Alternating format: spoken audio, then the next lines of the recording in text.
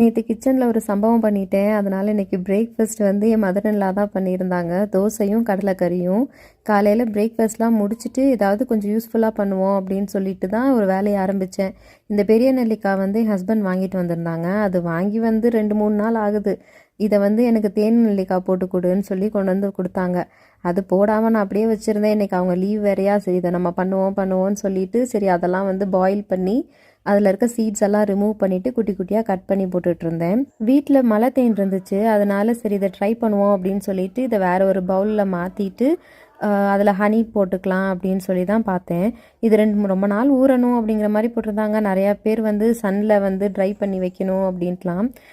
இங்கே எங்கே சன் வருது கொடைக்கானலில், அதனால சரி நம்ம வெறும் ஊற மட்டும் வச்சு பார்ப்போம் எப்படி இருக்குது அப்படின்னு சொல்லிட்டு தான் அதை ட்ரை பண்ணேன். ஊற வச்சுருக்கேன். 2 days ஆகுது. எப்படி இருக்குன்னு பார்ப்போம். ஈவினிங் வெளியே போயிட்டு வரும்போது கடையில் இந்த ரெடிமேட் பரோட்டா பார்த்தோம். சரி நைட் டின்னருக்கு பண்ணிக்கலான்னு வாங்கிட்டு வந்தேன்.